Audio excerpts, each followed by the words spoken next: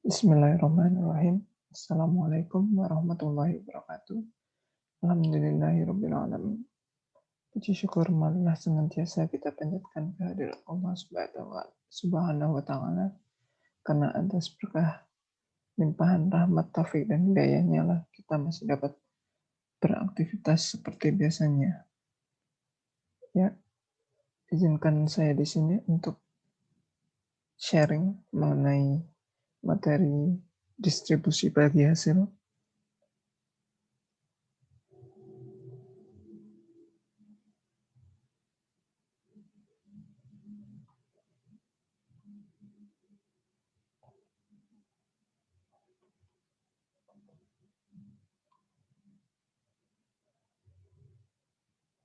Ya, dalam tabel distribusi bagi hasil ini dibagi menjadi 5 kolom. Yang pertama adalah kolom jenis-jenis simpanan.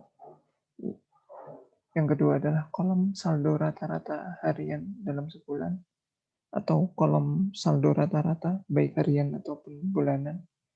Yang kedua adalah kolom pendapatan yang dibagi. Ketiga kolom porsi sohibul mal dan kolom porsi mudharib. Dalam kolom porsi sohibul mal ini dibagi menjadi 3 lagi, yaitu nisbah, pendapatan juga return. Begitu juga dengan porsi mudharib. Ini adalah tabel distribusi bagi hasil bank syariah tanpa bobot. Sedangkan ada pula tabel distribusi bagi hasil bank syariah dengan bobot. Bagaimana sih cara menentukan atau menghitung tingkat bobot dari bagi hasil dalam rangka menghitung bagi hasil bank syariah ini? Sebelumnya kita kenalan dulu dengan bobot. Bobot adalah tingkat persentase produk pendanaan bank syariah yang dapat disalurkan ke pembiayaan. Jadi tidak semua dana yang disimpan oleh pihak ketiga itu dapat dijadikan produk pembiayaan oleh bank syariah. Hal ini untuk untuk menjaga likuiditas dari bank syariah tersebut. Ada 3 faktor yang dapat mempengaruhi besaran dari tingkat bobot itu sendiri, yaitu adalah ketetapan mengenai GBM dari bank sentral. Yang kedua adalah penetapan cadangan dana atau excess reserve oleh bank tersebut, serta penetapan tingkat floating rate atau dana-dana yang kemungkinan nantinya akan ditarik atau disetor oleh para nasabah. Nah, untuk tingkat bobot sendiri itu dihitung dengan rumusnya ini, tingkat bobot sama dengan 1. 1 ini adalah keseluruhan dana dari pihak ketiga yang ada di bank dikurangi dengan GWM ditambah dengan excess reserve dan juga ditambah dengan floating rate.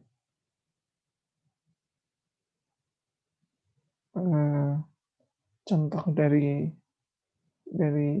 perhitungan ini adalah misalnya pada bank syariah Kertamukti diketahui bahwa saldo bulanan dari dana pihak ketiga yaitu saldo bulanan giro sebesar 1,6 miliar, saldo bulanan tabungan mudharabah 2,4 miliar, saldo bulanan deposito mudharabah sebesar 4,8 miliar.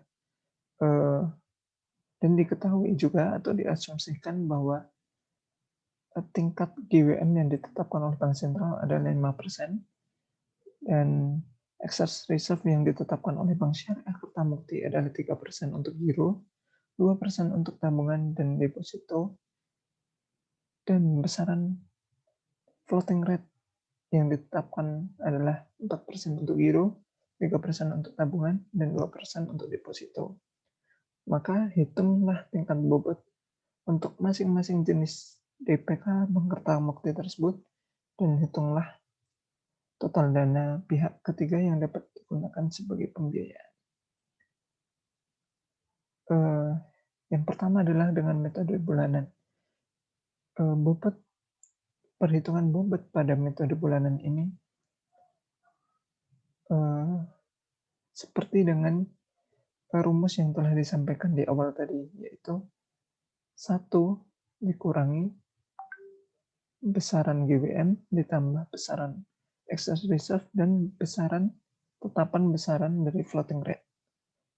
Contohnya adalah seperti ini tadi, dari soal jenis DPK Giro, GWM yang ditetapkan adalah 5%, excess reserve yang ditetapkan untuk Giro adalah 3%, dan besaran floating rate adalah 4% untuk Giro.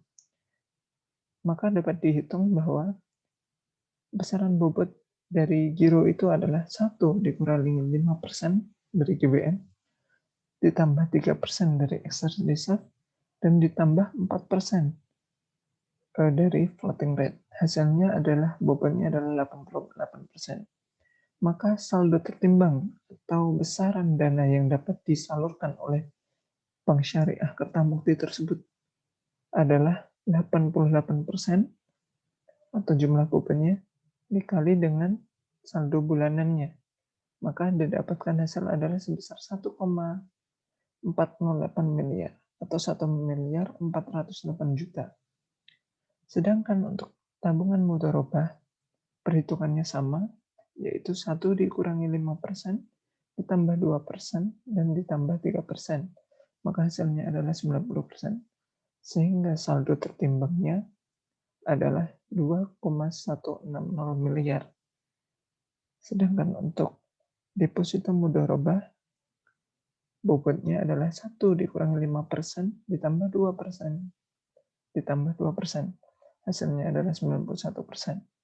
Sehingga saldo tertimbangnya didapatkan adalah sejumlah 4 miliar 368 juta rupiah. Sedangkan ini adalah perhitungan bobot untuk saldo harian. Pada metode saldo harian ini, tingkat excess reserve dan juga floating rate ini tidak dihitung. Karena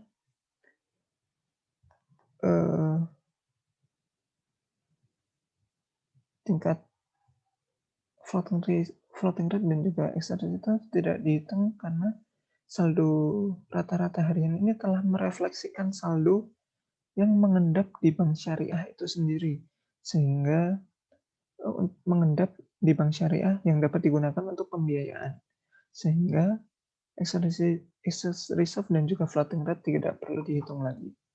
Oleh karena itu, tingkat bobotnya untuk giro, tabungan, dan deposito adalah sama, karena excess reserve dan floating rate tidak lagi dihitung, sehingga besaran bobot untuk giro, tabungan, dan deposito hanyalah 1 dikurangi 5% dari GBM, sehingga total bobotnya adalah 95%. Sehingga masing-masing saldo tertimbang dari masing-masing jenis DPK untuk giro adalah 1 miliar 520 juta, untuk tabungan mudharabah adalah 2 miliar 280 juta, dan untuk deposito mudharabah adalah 4 miliar 560 juta. Yang selanjutnya adalah perhitungan bobot jika GWM, excess reserve, dan juga floating rate disetorkan dari modal dari bank syariah itu sendiri. Hal ini dari aplikasi atau praktik di bank syariah itu sendiri bahwa memungkinkan bahwa bank syariah mungkin saja menanggung tingkat GWM dan excess reserve serta floating rate itu dari besaran modal yang dimiliki oleh bank syariah, sehingga bobot atau dana yang disalurkan untuk pembiayaan dari bank syariah itu sendiri adalah sejumlah dari saldo rata-rata bulanan yang ada di bank syariah itu sendiri tanpa dikurangi dengan GWM, excess reserve, dan floating rate. Sehingga perhitungannya adalah 1 dikurangi 0 tambah 0 tambah 0. Sehingga jumlahnya adalah 100% untuk giro tabungan dan deposito. Karena kembali lagi, seperti yang telah dijelaskan bahwa GWM, excess reserve, serta floating rate telah ditanggung oleh pihak bank syariah. Selanjutnya adalah metode distribusi bagi hasil dengan contoh metode distribusi bagi hasil dengan saldo bulanan. Seperti yang telah dijelaskan di awal tadi, bahwa perhitungan distribusi bagi hasil dengan metode saldo bulanan dapat dihitung dengan menggunakan tabel seperti ini, seperti yang telah dijelaskan di awal tadi. Ini tabel jika menggunakan bobot. Bobot seperti ini nantinya digunakan untuk mengalihkan ke saldo akhir bulanan dari masing-masing dana pihak ketiga atau DPK jenis simpanan tersebut.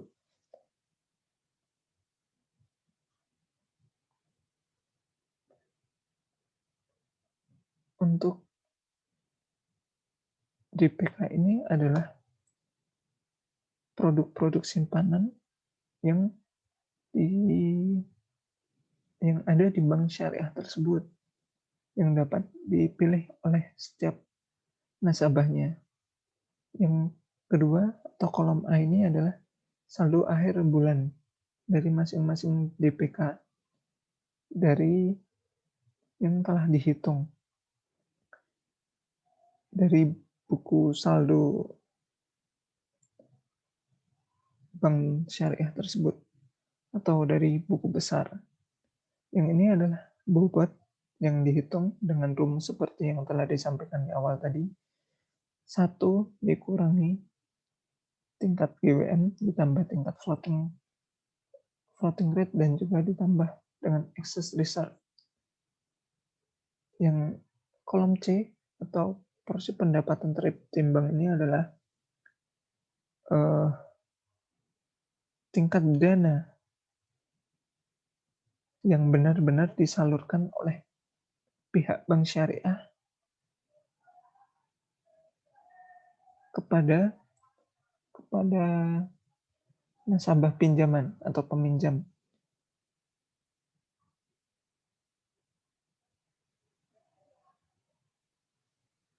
Yang selanjutnya adalah kolom distribusi pendapatan.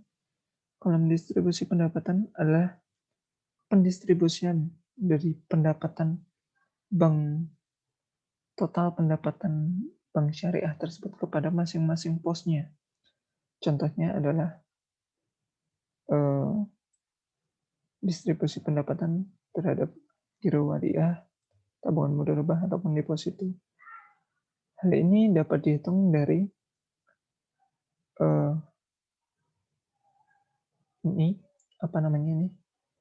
besaran pendapatan tertimbang yang disalurkan tadi dari misalnya ini dari giro wadiah, maka untuk menghitung distribusi pendapatan dari giro wadiah adalah menghitung porsi pendapatan tertimbang dari giro wadiah itu sendiri dibagi dengan total pendapatan tertimbang atau total dana yang disalurkan dari bank syariah kepada peminjam,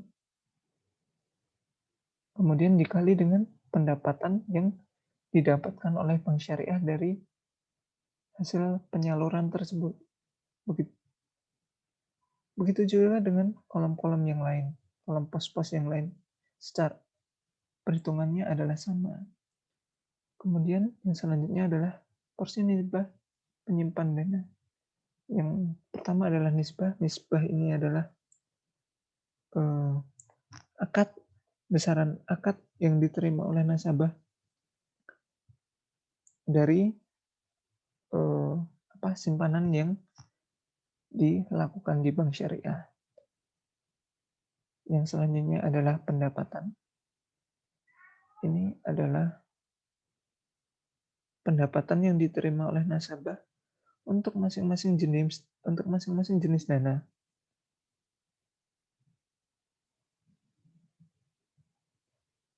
Hal ini dapat dihitung dari tingkat jumlah distribusi pendapatan tadi dikalikan dengan nisbah yang telah ditetapkan dari akad. Yang selanjutnya adalah return. Return ini adalah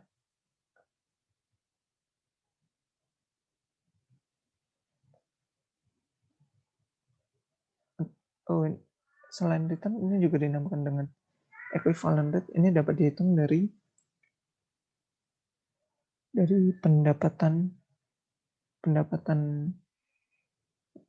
penyimpan dana atau sahibul mal ini dibagi dengan porsi pendapatan tertimbangnya dikali dengan 100%. Selanjutnya adalah nisbah dari mudorib atau dari pihak bank yang menyalurkan dana. Ini dapat dihitung dari 1 dikurangi dengan nisbah penyimpan dana ini. Pendapatan selanjutnya adalah pendapatan dari mudorib, rumusnya adalah sama. Distribusi pendapatan total tadi dikalikan dengan nisbahnya, dan equivalent rate-nya juga sama, dihitungnya dari distribusi dari pendapatan dibagi dengan porsi pendapatan tertimbangnya dikali dengan 100%. Ini dapat dibaca seperti penjelasan yang tadi.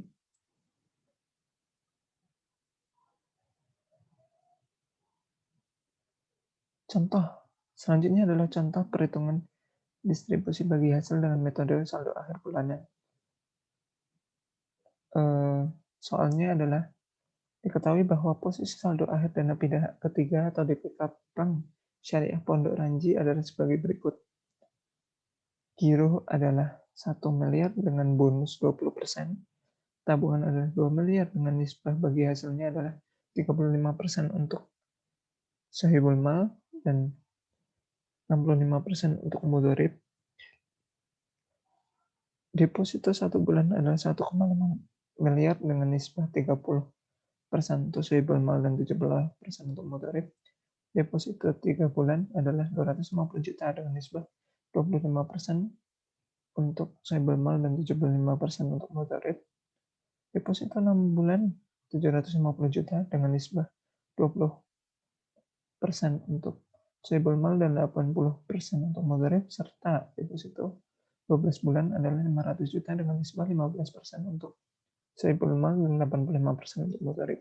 Diketahui juga GWM adalah 5%, excess reserve-nya adalah 1%, dan floating rate-nya adalah 2%.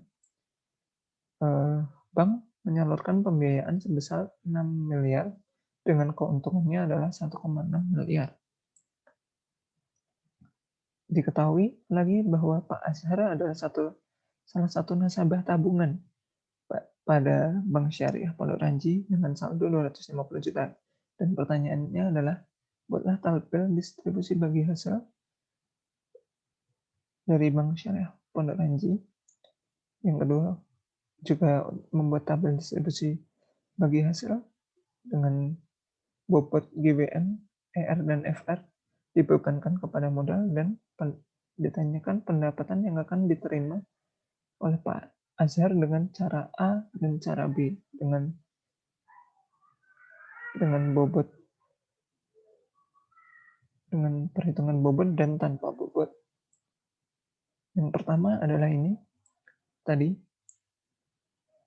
Ini adalah jenis DPK yang ada di bank, dan ini adalah saldo akhirnya seperti yang ada di soal. Kemudian tingkat bobotnya adalah tadi diketahui bahwa GWM-nya 5%, ER-nya 1% dan FR-nya 2%. Maka bobotnya adalah 1 dikurangi 5% tambah 1% dan ditambah 2%. Maka hasilnya adalah 0,92. Karena tingkat ER dan FR dari masing-masing DPK adalah sama, berarti bobotnya adalah sama. Kemudian pendapatan tertimbang adalah jumlah saldo akhir dikali bobot, maka diketahui ini hasilnya. Begitu juga dengan di bawahnya, dan ini adalah grand total atau total dari pendapatan tertimbang yang telah dihitung. Selanjutnya ini adalah distribusi pendapatan, perhitungannya adalah dari misal dari Giro Hadiah, dihitungnya adalah ini porsi pendapatan tertimbang dari Giro Hadiah dibagi dengan total porsi pendapatan tertimbang dari dari bank tersebut yang telah dihitung tadi dari penjumlahan ini tadi, kemudian dikali dengan total pendapatan yang diterima oleh bank. Ini 1,6 miliar. Hasilnya adalah telah dihitung sebagai berikut, seperti ini. Jadi, saya ulangi sekali lagi untuk distribusi pendapatan ini, hitungnya adalah porsi pendapatan tertimbang dari pos itu sendiri dibagi dengan total pendapatan tertimbang dikali dengan total pendapatan yang diterima oleh bank dari pembiayaan yang telah dilakukan oleh bank itu sendiri. Selanjutnya ini adalah nisbah seperti yang diketahui di soal. Ini pendapatan total dari nasabah adalah nisbah dikali dengan total distribusi pendapatan, maka dia didapatkan seperti ini. Begitu juga dengan pos-pos di bawahnya, perhitungannya sama. Pendapatan di pos tersebut, pendapatan nasabah di pos tersebut dihitung dari total distribusi pendapatan dari pos tersebut dikali dengan nisbah yang telah ditetapkan pada akad tadi.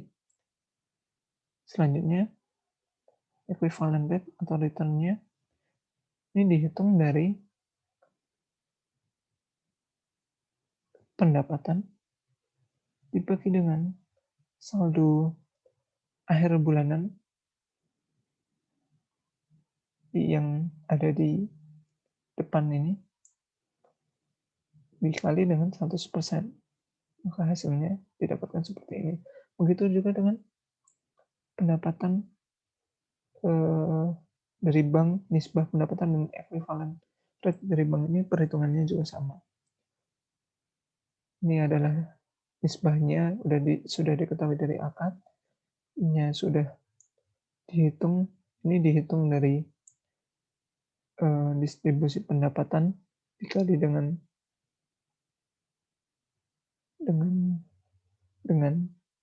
akadnya ya, ini bukan dari G melainkan dari H, dari nisbahnya. Kemudian diketahui perhitungan equivalent rate-nya adalah dari ini pendapatan dari yang telah didapatkan dari pembiayaan dari pos tersebut, untuk pos tersebut dibagi dengan saldo akhir pos tersebut dikalikan dengan 100%. Dari perhitungan ini diketahui bahwa equivalent rate atau return yang didapatkan untuk giro hadiah adalah 5,33%.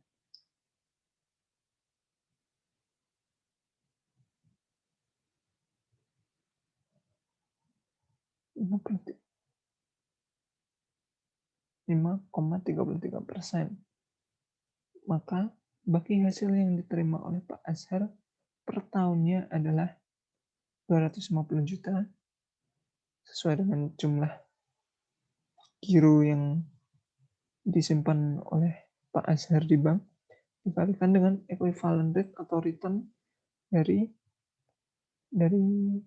pembiayaan yang telah dari pembiayaan tadi itu 5,33%, maka didapatkan bahwa hasilnya adalah 13.325.000 per tahunnya bagi hasil yang diterima oleh Pak Azhar. Itu untuk perhitungan distribusi bagi hasil dengan bobot dengan saldo bulanan. Selanjutnya adalah ini perhitungan ketika GWM, ER, dan FR ditanggung bank. Ini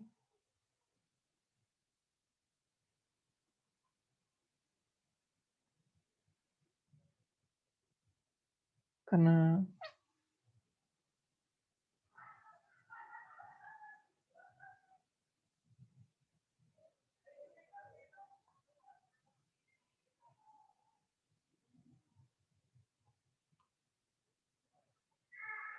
mohon maaf, ini untuk slide-nya ternyata salah ya. Untuk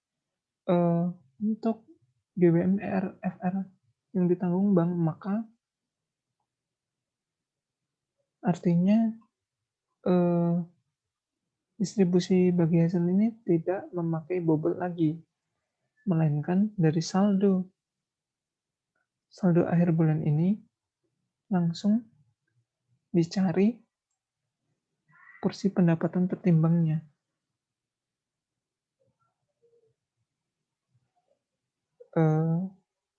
Perhitungannya adalah sama ya, perhitungannya adalah tadi untuk porsi pendapatan tertimbang untuk tanpa bunga ini perhitungannya kurang lebih sama dengan yang dengan bobot, yakni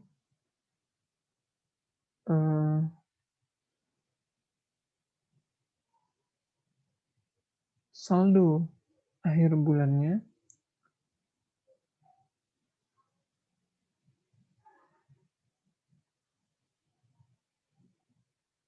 dibagi dengan total saldo akhirnya bulanan dikali dengan distribusi pendapatannya. Karena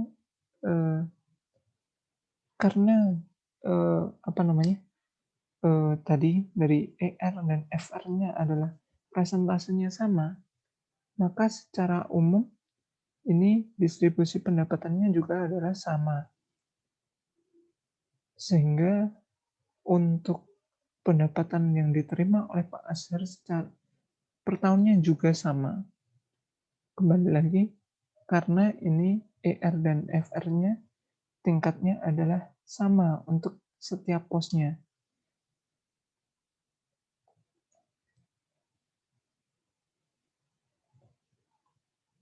Selanjutnya adalah metode distribusi bagi hasil dengan rata-rata harian.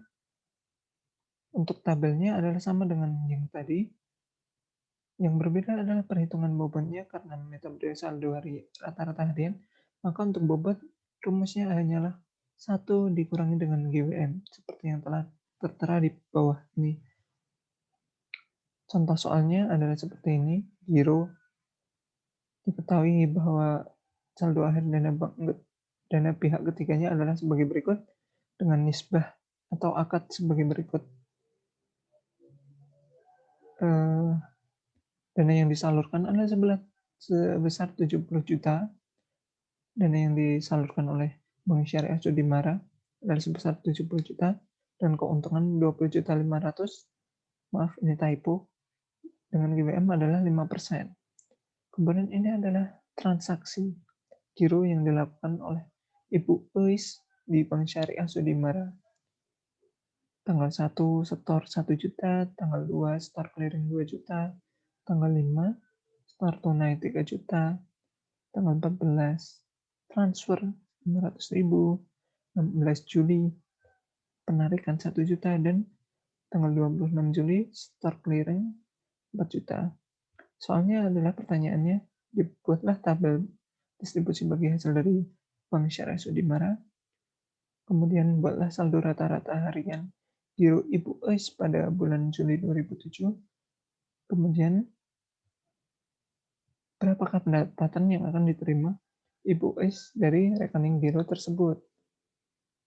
Untuk perhitungannya adalah seperti ini. Ini adalah saldo rata-rata sebulan, saldo rata-rata harian dalam sebulan dari Bank Syariah Sudimara tadi. Kemudian ini adalah pendapatan yang dibagi. Kenapa ini tidak dikurangi dengan bobot? Karena kembali lagi bahwa GWM dari GWM-nya, tingkat GWM untuk seluruh tabungan ini, seluruh jenis simpanan ini adalah sama, sehingga tidak mempengaruhi pendapatan yang dibagi oleh bank tersebut nantinya. Sehingga langsung saja dihitung pendapatan yang dibagi adalah rumusnya sama seperti yang tadi, yaitu saldo rata-rata harian dari pos simpanan tersebut. Pos simpanan itu dibagi dengan total saldo rata-rata hariannya dikali dengan total pendapatannya. Total pendapatan yang diterima oleh bank dari pembiayaan tersebut.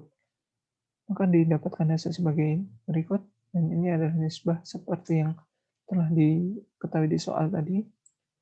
Ini pendapatannya, perhitungannya adalah dari pendapatan yang dibagi dikali dengan nisbahnya. Dan ini adalah return-nya atau extensive rate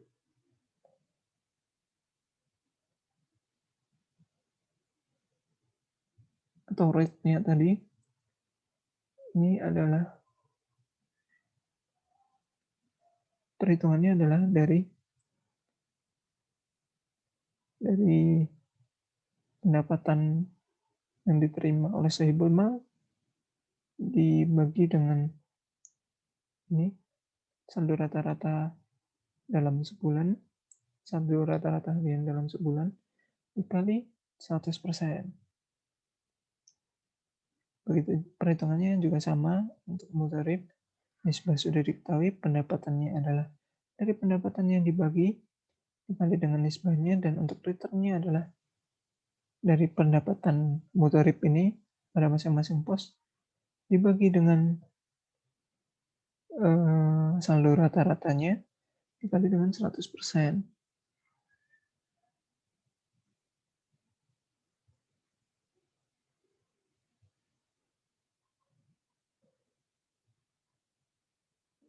Maka diketahui didapatkan hasil sebagai tabel berikut.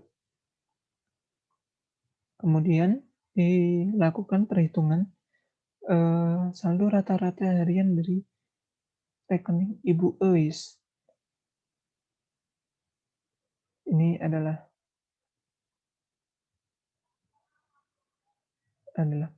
transaksinya. Ini adalah mutasinya.